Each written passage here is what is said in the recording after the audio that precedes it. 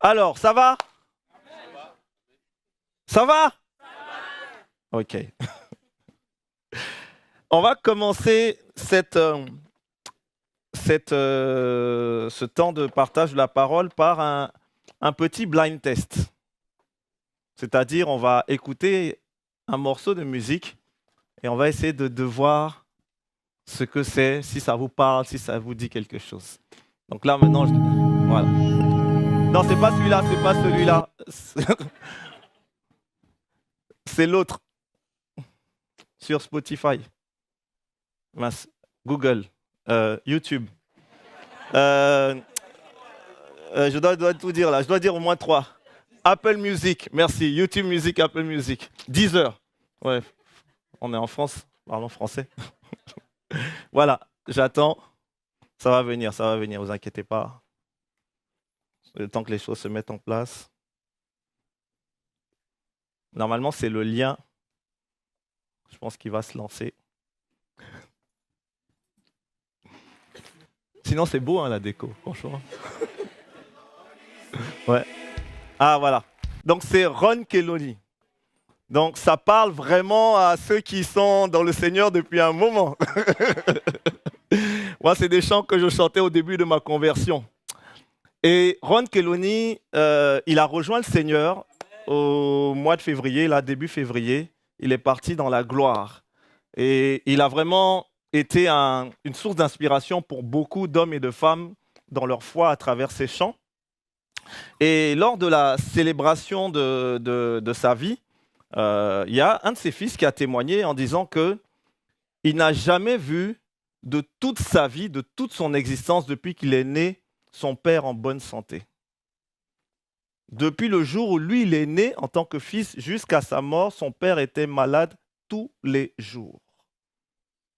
Et il expliquait qu'il avait, donc j'ai pris ce qu'il a dit, bronchite chronique, asthme, insuffisance cardiaque, bronchopneumopathie chronique obstructive, ça veut dire que ça remonte à chaque fois, hypertension artérielle, aspergillose pulmonaire, c'est-à-dire qu'il avait un champignon dans les poumons. Il avait tellement de pneumonie que les médecins ne savaient plus quoi faire. Il a été malade tous les jours de sa vie. Vous imaginez, tapez Ron Kelly sur YouTube. Vous voyez quelqu'un qui chante en concert, quelqu'un qui a enregistré des albums, donc qui est allé en studio. Et tous les jours de sa vie, il était malade. Mais ce qu'il disait, c'est que à chaque fois qu'il montait sur scène ou qu'il se rendait dans un studio d'enregistrement, il demandait à Dieu sa grâce et comptait sur lui. Parce que la Bible dit que c'est lorsque nous sommes faibles que c'est Jésus qui est fort. Alors ce matin, je voudrais partager avec vous le règne de Dieu dans la souffrance. Le règne de Dieu dans la souffrance. Et on va lire un texte dans l'évangile de Luc, Luc au chapitre 13. On va lire les 5 premiers versets. Donc, je lis dans la version Semeur. Luc chapitre 13, versets 1 à 5, il est dit « À cette époque survinrent quelques personnes qui informèrent Jésus que Pilate avait fait tuer des Galiléens pendant qu'ils offraient leurs sacrifices. Jésus leur dit « Pensez-vous que ces Galiléens ont subi un sort si cruel parce qu'ils étaient de plus grands pécheurs que tous leurs compatriotes? Non, je vous le dis, mais si vous ne changez pas, vous périrez tous, vous aussi. » Rappelez-vous ces 18 personnes qui ont été tuées quand la tour de Siloé s'est effondrée sur elles. Croyez-vous qu'elles étaient plus coupables que tous les autres habitants de Jérusalem? Non, je vous le dis, mais vous aussi, si vous ne changez pas, vous périrez tous. Amen. Et je vais prendre un deuxième texte dans l'évangile de Jean cette fois-ci, chapitre 9, les 5 premiers versets aussi. On parle de Jésus et d'une rencontre qu'il fait. En partant, Jésus aperçut sur son chemin un homme qui était aveugle de naissance. Ses disciples lui posèrent alors cette question. « Dis-nous, maître, pourquoi cet homme est-il né aveugle? Est-ce à cause de son propre péché ou de celui de ses parents ?» Jésus répondit, « Cela n'a pas de rapport avec son péché ni avec celui de ses parents. C'est pour qu'en lui tous puissent voir ce que Dieu est capable de faire. Il nous faut accomplir les œuvres de celui qui m'a envoyé tant qu'il fait jour. La nuit vient où plus personne ne pourra travailler. Aussi longtemps que je suis encore dans le monde, je suis la lumière du monde. Amen. Alors ces deux textes de l'Évangile, ainsi qu'un livre que vous connaissez sans doute dans l'Ancien Testament, qui est le livre de Job, nous enseignent sur la souffrance. Et la question qu'on peut se poser, c'est comment on est face à la souffrance? Parce que face à la souffrance, nous avons des croyances erronées et des faux raisonnements. Je vais en citer quelques-uns sans être vraiment exhaustif. Face à la souffrance, c'est parce qu'on a péché. Dans la pensée juive de l'époque et même dans de nombreuses cultures actuelles et même au sein de nos communautés, lorsque quelque chose de mauvais arrive à quelqu'un, les gens se demandent ce que la personne a bien pu faire de mal. En gros, si un malheur t'arrive, c'est parce que tu as péché. Et c'est ce qui apparaît clairement dans les deux textes. Dans l'évangile de Luc, Jésus rappelle certains faits. Pensez-vous que ces Galiléens ont subi un sort si cruel parce qu'ils étaient de plus grands pécheurs que tous leurs compatriotes? Rappelez-vous ces 18 personnes qui ont été tuées quand la tour de Siloé s'est effondrée sur elles. Croyez-vous qu'elles étaient plus coupables que tous les autres habitants de Jérusalem? Et dans l'évangile de Jean, ce sont les disciples eux-mêmes qui posent la question. Dis-nous, maître, pourquoi cet homme est-il né aveugle? Est-ce à cause de son péché ou de celui de ses parents? Voici la réponse de Jésus. Non, je vous le dis, mais si vous ne changez pas, vous périrez tous, vous aussi. Cela n'a pas de rapport avec son péché ni avec celui de ses parents, mais c'est pour qu'on lui tous puisse voir ce que Dieu est capable de faire. Amen. Non, les amis, le malheur, la souffrance ne sont pas liés au péché. Ils ne constituent pas un jugement de Dieu. Mais je vais y revenir. Face à la souffrance, une autre croyance qu'on a, c'est que nous, en tant que chrétiens, nous devons être épargnés. En tant que chrétiens, on a choisi la bonne part. Paul disait aux Éphésiens, en lui, Dieu nous a élus avant la fondation du monde pour que nous soyons saints et irrépréhensibles devant lui. Donc nous sommes dans la comparaison. Ceux qui seraient justifiés, c'est-à-dire nous et les autres. Et nous, on est justifiés, donc mais nous, on ne doit pas souffrir. Il y a un mème qui circule sur Internet qui dit, je ne suis pas né pour souffrir. Et parfois, c'est ce qu'on se dit, nous. Oui, on est né de nouveau, donc on ne doit pas souffrir. Les amis, ça, c'est un évangile de prospérité qui cache son nom. Parce que Jésus ne nous a jamais dit que nous n'allions pas souffrir. Il a dit, prenez courage, j'ai vaincu le monde.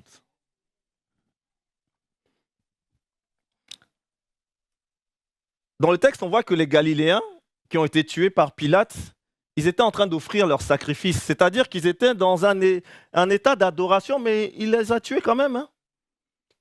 La cruauté de Pilate, elle était gratuite et elle était connue de tous.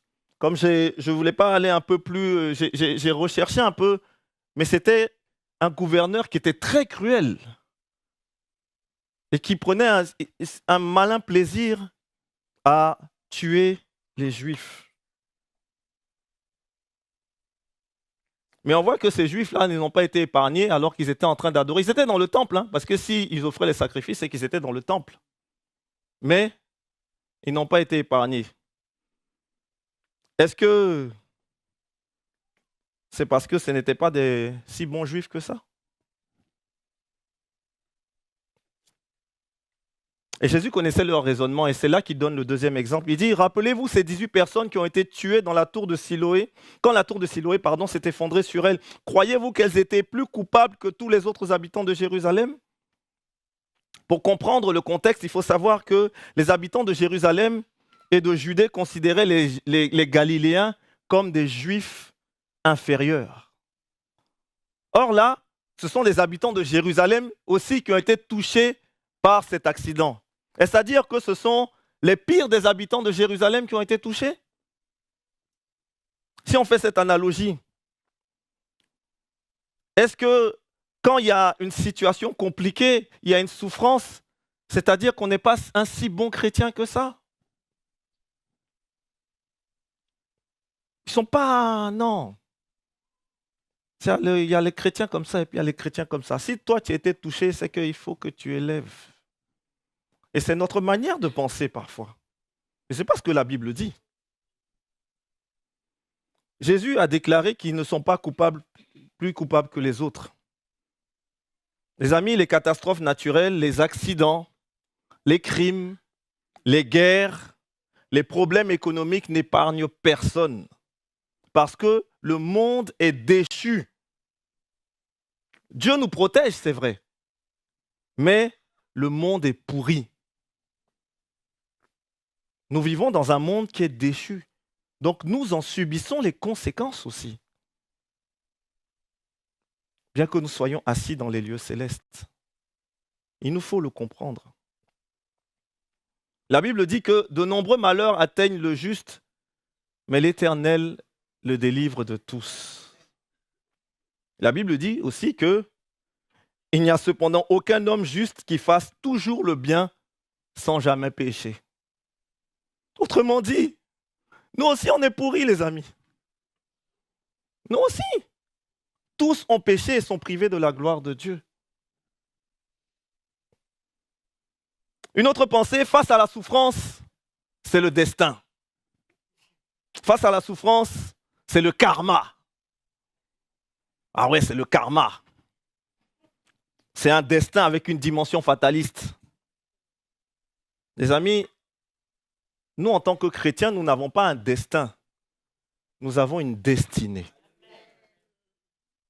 Le destin, c'est fataliste. C'est ça va t'arriver. Tu montes, tu descends, ça va t'arriver. La destinée, c'est la préscience de Dieu qui vient rencontrer notre libre arbitre. C'est ça la destinée. Parce que nous avons le choix. Lorsque l'Éternel se présente devant les Israélites, il dit « J'ai mis devant vous la vie et la mort. » Et il dit « Choisissez la vie. » Face à la souffrance, nous cherchons une explication. Lorsque nous sommes torturés par la douleur, nous voulons savoir pourquoi. Pourquoi ça arrive? Mais au fond, est-ce que ça va nous informer? Est-ce que ça va nous avancer d'être informés sur le sujet? Parfois, on pose des questions comme les disciples. Oui, si cela lui est arrivé, c'est pourquoi? Et parfois, nous opposons nos traditions, nos béquilles émotionnelles, nos doudous spirituels face à la réalité glaçante de l'accident, de la maladie, du deuil, de la solitude. Nous sommes si prompts à trouver des raisons qui nous rassurent, alors que les seules questions que nous avons le droit de nous poser nous concernent nous-mêmes. Où est-ce que j'en suis par rapport à Dieu? Est-ce que je suis prêt à le rencontrer? Quels sont les fruits que ma vie apporte? Est-ce que j'aime Jésus? Sachons parfois rester silencieux, pas comme les amis de Job, avec des conseils accusateurs, condescendants, des donneurs de leçons. Et là, je l'ai mis même en gros, pardon de l'avoir fait parfois en tant que pasteur. Parce que face à l'attente, il fallait trouver une explication là où il n'y en avait pas. La Bible dit qu'un ami aime en tout temps et dans le malheur, il se montre un frère. Le frère, c'est celui qui reste là, qui est assis, même quand il y a la souffrance, quand il y a la maladie, quand il y a la mort, et qui ne cherche pas à consoler par des paroles ou par des justifications. Il est juste là. Face à la souffrance, une autre pensée, Dieu est insensible et sourd. Si Dieu existe, pourquoi le mal? La souffrance est universelle et on a comme une apparente indifférence de Dieu et ça suscite dans beaucoup d'êtres humains le fait de se demander pourquoi il permet que des malheurs frappent des personnes. Et encore plus maintenant, les amis, où l'information va à toute vitesse. On est abreuvé, noyé Et ça nous donne de partager la douleur, la peine, les soucis, la souffrance, la mort des victimes. Puisque tous les jours, en tout cas, c'est un conseil que je vous donne, ne soyez pas connectés sur les chaînes d'information tous les jours, parce que votre vie va s'arrêter. Hein. Parce qu'il y a toujours des problèmes. Le monde est pourri. Mais si on se nourrit de ça, on va peut-être commencer à développer de la rancœur et de l'amertume contre notre Dieu. Mais toi, tu es Dieu et puis tu laisses les choses se faire comme ça. Oui, parce que je laisse les hommes choisir.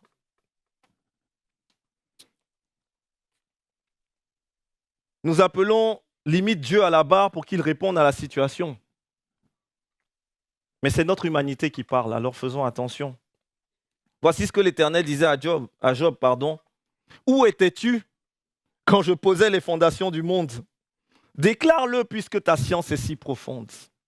Face à la souffrance, nous oublions certains attributs de Dieu. Au verset 1 de Luc 13, il dit « À cette époque survinrent quelques personnes qui informèrent Jésus que Pilate avait fait tuer des Galiléens pendant qu'ils offraient leurs sacrifices. » Cette information, elle est rapportée à Jésus.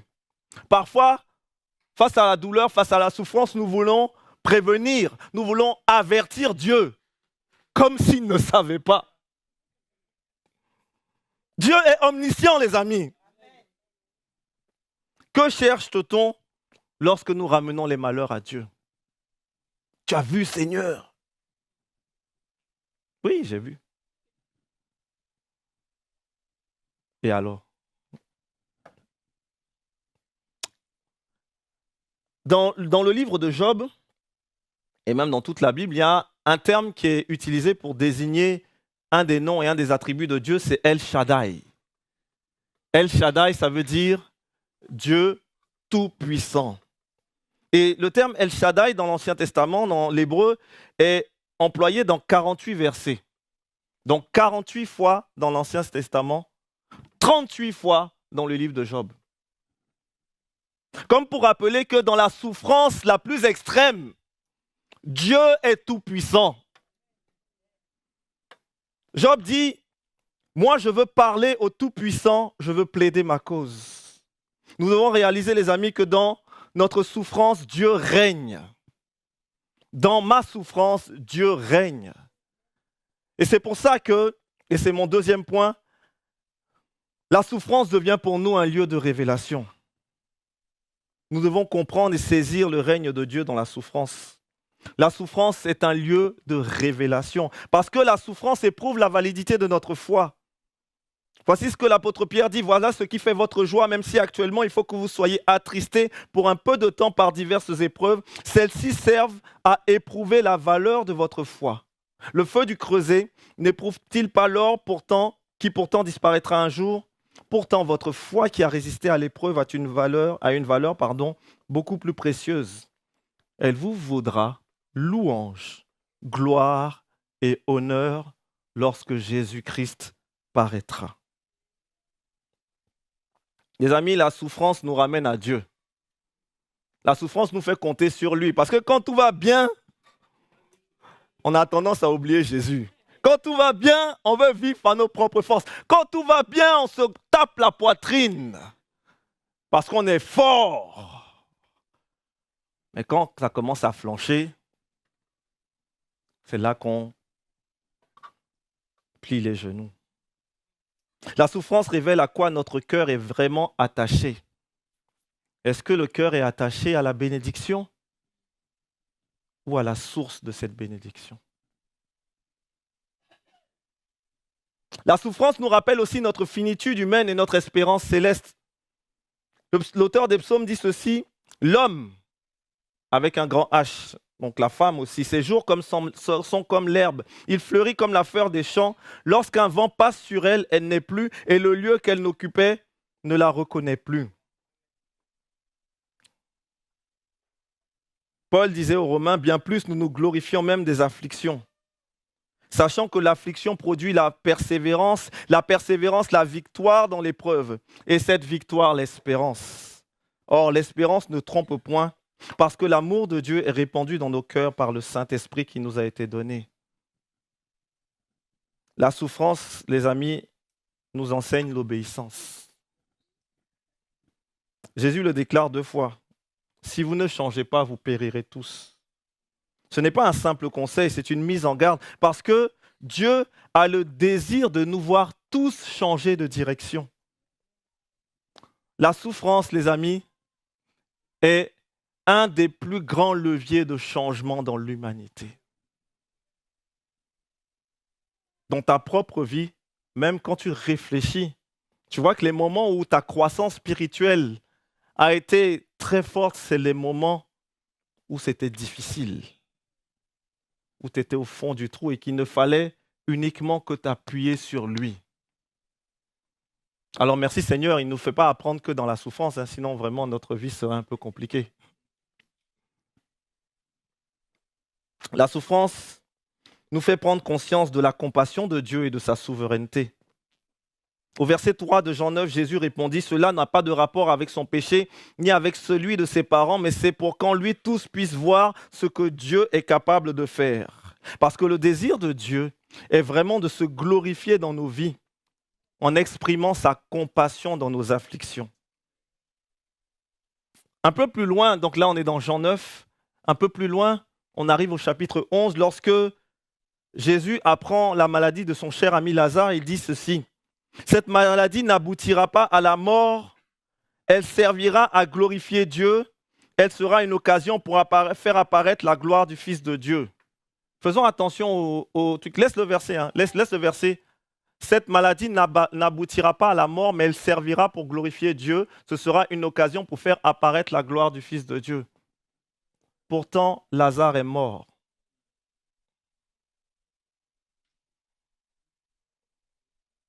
Lazare est mort. On se rappelle que Lazare est ressuscité.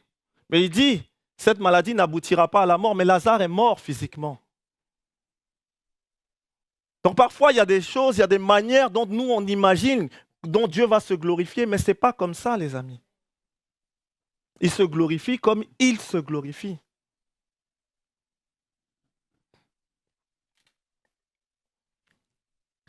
La souffrance nous équipe pour être utiles au service et pour consoler les autres. Parce que qui comprendra mieux une veuve qu'une autre veuve?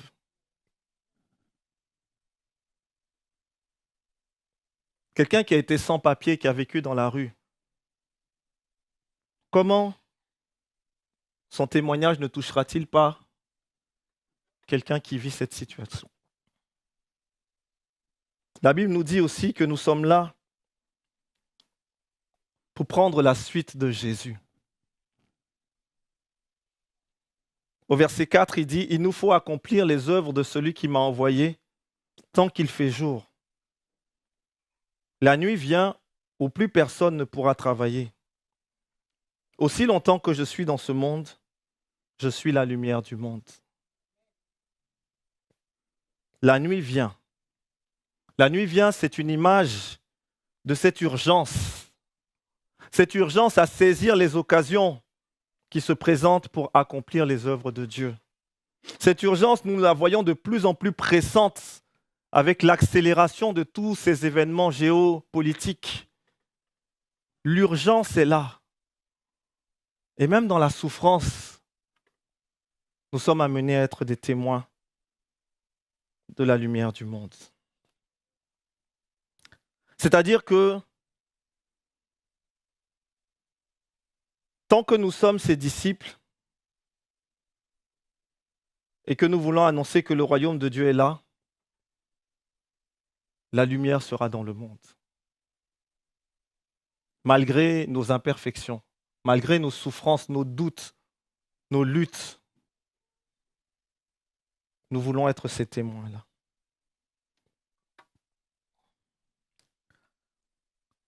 Et puisque nous sommes des témoins, moi je vais m'arrêter là. Et je vais inviter quelqu'un avec lequel je vais avoir un échange. Une personne qui pourra nous partager son expérience au travers de la souffrance. – – – – – – – – – – – – – – – – – – – – – – – – – – – – – – – – – – – – – – – – – – – – – – – – – – – – – – – – – – – – – – – – – – – – – – – – – – – – – – – – – – – – – – – – – – – – – – – – – – – – – – – – – – – – – – – – – – – – – – – – –– – –– –– – – – – – – – – – – – – – – – – – – – – – – – – – – – – – – – – – – – – – – – – – – – – – – – – – – – – – – – – – – – – – – – – – – – – – – – – – – – – – – – – – – – – – – – – – – – – – – – – – – – – – – – – – – – – – – – – – – – – – – – – – –– –– – – – – – – – – – – – – – – – – – – – – – – – – – – – – – – – – – – – – – – – – – – – – – – – – – – – – mais je parlerai de ce que j'ai peut-être vécu, mais je crois que parfois c'est important d'entendre ce que d'autres personnes ont à partager. Alors je vous invite à l'encourager, elle s'appelle Dorcas, elle va venir avec nous.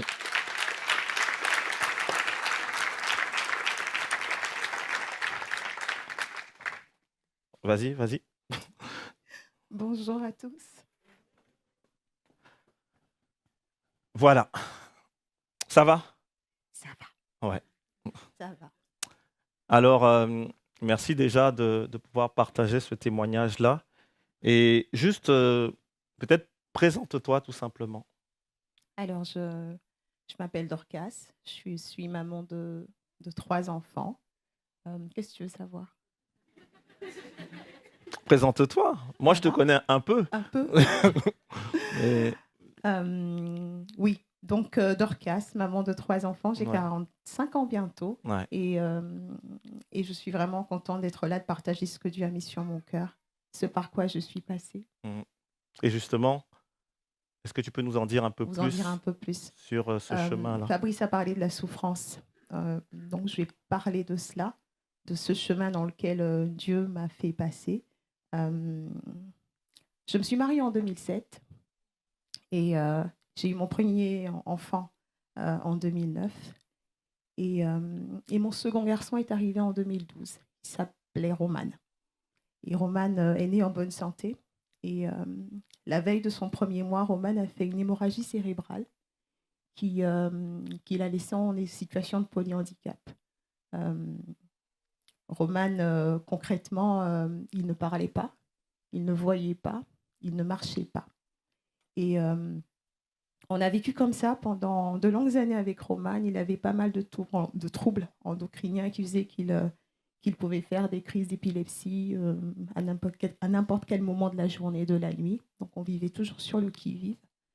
Mais on avait l'espérance, la foi, ancrée en Dieu, de ce que Dieu pouvait faire. Et moi, personnellement, j'avais vraiment...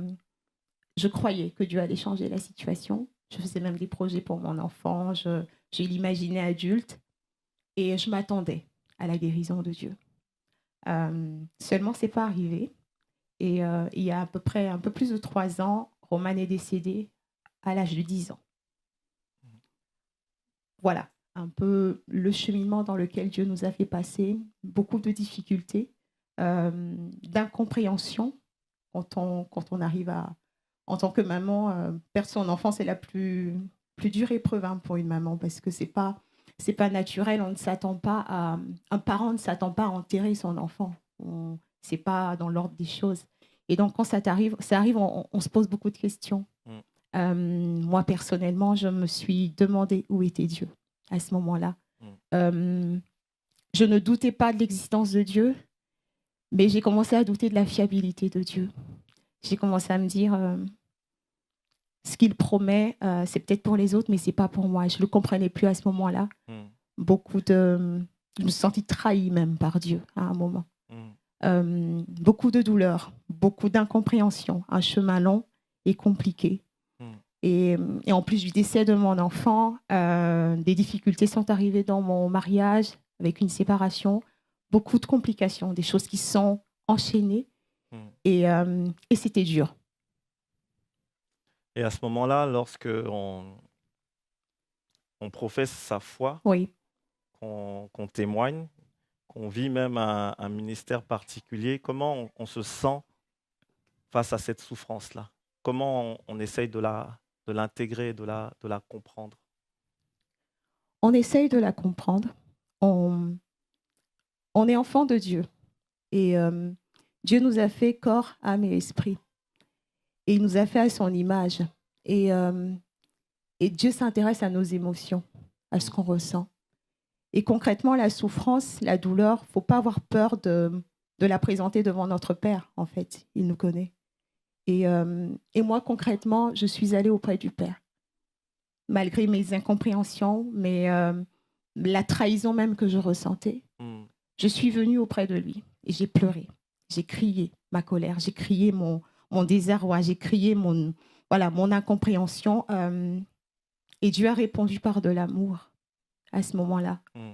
Plus je lui disais, Seigneur, je ne comprends pas ce que tu fais là, je ne comprends pas. Il a répondu par de l'amour. Mais avant cela, il y a eu un moment où la souffrance a pris une place incroyable dans ma vie. Ouais, c'est peut-être le moment de l'idolâtrie, de la souffrance. Exactement. La souffrance était devenue une idole. Il faut savoir que je suis depuis plus de 20 ans dans le service de la louange et que je servais Dieu. Et quelque temps après tous ces événements-là, il y avait un temps de retraite qui était prévu avec le groupe de louange. Et j'y suis allée parce que, plus par habitude, hein, par obligation même. Et quand je suis arrivée dans ce camp de retraite-là, il y avait un endroit où la salle où on priait, il y avait un fauteuil douillet que j'avais repéré. Et pendant tous les moments de prière, j'allais dans ce fauteuil-là. Mais je suis allée avec le désir de ne rien partager, de ne rien donner. Je suis venue parce que c'était une obligation et j'étais là. Je ne priais pas, je ruminais. Je n'avais plus d'espérance en Dieu. Je ne voyais que ce que Dieu n'avait pas fait. Et je passais mon temps à ressasser ce qu'il n'avait pas fait dans ma vie. Et ma douleur était là, tout le temps, continuellement. Et à un moment, notre Dieu, il m'a arrêté net. C'était fort, c'était ferme, mais il y avait de l'amour en même temps. Dieu m'a dit, maintenant tu arrêtes, Dorcas. Tu es idolâtre. Alors sur le moment, j'ai fait, mais pourquoi tu me parles comme ça? Mais j'ai compris que ma douleur était devenue le centre de tout dans ma vie. C'était mon refuge, c'était ma justification même. Parce que c'est légitime, je souffre, c'est douloureux. Et c'était devenu mon tout. Et même Dieu, je le voyais au travers de la douleur. Et je n'arrivais pas à sortir de là parce que c'était tout pour moi. Et Dieu me disait ce jour-là, Dorcas, tu ne peux pas avancer si tu ne déposes pas cette douleur. Tu ne peux pas avancer si tu ne viens pas auprès de moi et si tu ne te confies pas simplement à moi. Parce que c'est moi ton refuge, ce n'est pas la douleur, c'est moi. C'est moi qui peux t'aider. Alors, est-ce que j'ai arrêté de souffrir ce jour-là? Non. Hein, clairement, lorsque j'ai décidé j'ai dit, OK Seigneur, je te dépose ma douleur, je n'ai pas arrêté de souffrir ce jour-là. Est-ce que d'ailleurs, même sans te couper, est-ce que tu l'as, parce que ça c'est ce que tu as entendu, Oui. mais est-ce que c'était immédiat, dès que tu l'as entendu, tu es venu et tu as dit, bon, je dépose ma Non. douleur? On est humain, hein, et puis moi, je suis particulièrement têtue, pour ceux qui me connaissent. Voilà, ça a été compliqué, c'était une longue bataille avec le Seigneur. Ouais. Et à un moment, j'ai fait, OK Seigneur, je lâche les armes. Ça a pris combien de temps? Je pense que ça a pris 2 jours. Parce qu'en sortie de ce séminaire-là, j'avais déposé ma douleur. Mais la souffrance était toujours là. Ouais. La souffrance était toujours là. Je n'ai pas arrêté de souffrir parce que j'ai déposé ma douleur, mais j'avais décidé qu'elle ne dirigeait plus ma vie. Et que Dieu reprenait sa place dans ma vie, qu'il reprenait le trône. Et à ce moment-là, j'ai pu commencer à avancer. Autrement dit, la souffrance n'était plus cette idole qui prenait tellement de place. Non. Elle reprenait sa place. Elle était existante. Je ne vais pas l'ignorer parce que Dieu ne nous demande pas d'ignorer les choses. Dieu n'est pas... Il est dans le concret, il est dans le réel avec nous au quotidien. Il ne nous demande pas de nier nos réalités. Mais ce qu'il nous assure, c'est qu'il est présent à nos côtés et qu'il nous aide à aller de l'avant. Amen. Amen. Et maintenant que tu as déposé ta douleur et qu'elle n'est plus devenue une idole, c'est quoi la suite du processus finalement? Alors, la suite du processus, c'est un exercice que Dieu m'a enseigné, le dézoomage. Le dézoomage. Est-ce que c'est français ça? Je ne sais pas si c'est français. Hein. Mais le dézoomage. Non, le dézoom peut-être. Le dézoom. Le zoom. Zoom, dézoom. Dézoom. Bon, dézoomage, je pense qu'on a compris. Alors, dézoomer, c'est prendre du recul. Ouais. C'est arrêter de tout voir au travers du prisme de la douleur. Là. C'est regarder dans la de bout en bout. Et le Seigneur, il est intentionnel avec nous parce que moi, il m'a parlé du dézoom d'une manière Qui qui te me parle. parle. Ouais. Parce que dans la vie, je suis chef de projet en réseau informatique. Et en tant que chef de projet, lorsque j'ai un projet à lancer, j'ai travaillé avec plusieurs parties prenantes. Et, euh, et chacun a sa tâche en particulier à faire. Donc, si j'ai une solution à mettre en place, j'ai un architecte solution qui va designer la solution. Après, j'ai un technicien qui va la mettre en place. Après, j'ai les équipes métiers qui vont tester la solution. Mm. Mais chacun a sa partie et eux, ils voient juste ce qu'ils ont à faire. Mm. Mais moi, en tant que chef de projet, j'ai la visu de bout en bout. Mm. Et donc, je sais où on en est. Je ne panique pas s'il y a un souci parce que je sais que je peux rattraper cela d'une manière ou d'une autre. Je connais les dépendances, je connais les jalons à tenir, je connais les ressources dont je vais avoir besoin pour... Voilà, j'ai la visu de bout en bout. Mm. Et à ce moment-là, Dieu il me disait, bah, tu vois, Dorcas, toi, tu t'inquiètes de l'instant présent, mais moi, je sais ce que je fais de bout en bout. Et ça m'a rappelé l'histoire de Joseph. J'aime beaucoup Joseph. Euh, Joseph, il a eu la promesse. Ouais. Il a la promesse qui est là. Seulement, la réalité ne correspond pas à la promesse. Ouais. Et ça va être la fosse, l'esclavage, la prison, l'oubli. Et pendant 13 années, Joseph, il passe par toutes ces étapes-là qui correspondent en rien à ce que la promesse, à ce que Dieu avait prévu pour lui. Mais Dieu, il savait toutes choses. Et Dieu, il connaît toutes ces étapes dans lesquelles il devait passer pour arriver à devenir la personne que Dieu voulait qu'il soit. Et tout à l'heure, tu parlais de processus. J'ai compris en fait qu'on est tous dans un processus. Et le processus, il produit la personne, la version de nous qui peut se tenir dans la promesse. Et voilà. Et j'ai fait, c'est pas facile. Hein. Et honnêtement, je vais peut-être dire une chose dure là. Mais Jésus, il est venu avant tout pour sauver nos âmes. Il est venu pour nous sauver. Il n'est pas venu pour notre confort. Jésus a donné sa vie pour qu'on soit sauvés. Et ce qui intéresse Jésus, c'est le salut de notre âme, avant tout. D'accord, il peut nous donner du confort, il peut nous donner des biens, des choses en plus, mais c'est le salut de notre âme qui est le plus important. Et c'est la raison pour laquelle on passe dans ce processus-là, pour arriver à devenir les personnes qui peuvent se tenir dans la promesse, les personnes qui sont à l'image de Jésus. J'avais donné un verset, je ne sais pas, mes yeux, je n'arrive pas à lire. Je pense qu'elle va Oui, l'afficher. l'afficher. C'était le verset de 2 Corinthiens, 2 Corinthiens 4. J'ai du mal à lire. Car ceux qu'il a connus, Alors, c'est celui d'après, mais il y avait 2 Corinthiens 4. Tu peux lire là, c'est un peu plus court. ah, voilà. 2 Corinthiens 4, 17 et 18. Car nos légères afflictions du moment présent produisent pour nous, au-delà de toute mesure, un poids éternel de gloire. Parce que nous regardons non point aux choses visibles, mais à celles qui sont invisibles. Car les choses visibles sont passagères et les invisibles sont éternelles. Amen. Et dans Romains 8, 29, il dit, car ceux qu'il a connus d'avance, il les a aussi prédestinés à être semblables à l'image de son Fils. C'est ça le but, c'est la ressemblance à Jésus. Amen, amen, amen. Merci pour ton témoignage, Dorcas. Et ça me rappelle ceci, j'ai une expérience que j'ai pu voir dans une église où on était en train de tester la relation entre le père et son enfant, le père et des filles. Et il y avait des pères et des enfants qui ont fait l'expérience suivante. Les enfants avaient les yeux bandés et tenaient la main de leur papa. Et celui-ci ne pouvait que répéter trois phrases dont les filles devaient se souvenir pour avancer. Et ces 3 phrases étaient les suivantes. Je ne t'abandonnerai jamais.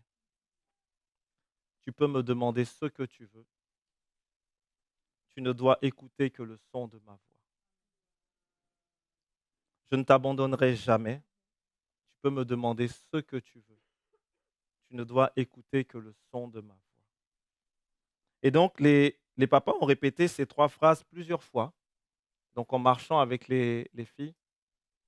Et à un moment donné, ils ont lâché la main et les enfants ont commencé à avancer tout seuls. Et ils devaient rester silencieux et ne pas agir tant que les filles n'avaient pas répété une de ces 3 phrases ou quelque chose qui s'y rapportait. Tant qu'elles n'avaient pas dit: «Je sais que tu ne m'abandonnes pas, papa» ou «Papa, où est-ce que tu es? Est-ce que je peux te demander quelque chose?» ou «Papa, je veux entendre ta voix». Nous sommes souvent aveuglés par la souffrance. La souffrance peut être une vraie source d'aveuglement parce que nous sommes des êtres humains. Et il nous arrive de lâcher la main de notre Père céleste. Mais voici ce que je nous invite à répéter dans notre cœur. Père, tu ne m'abandonneras jamais. Jésus, je peux te demander ce que je veux. Saint-Esprit, je ne veux écouter que ta voix.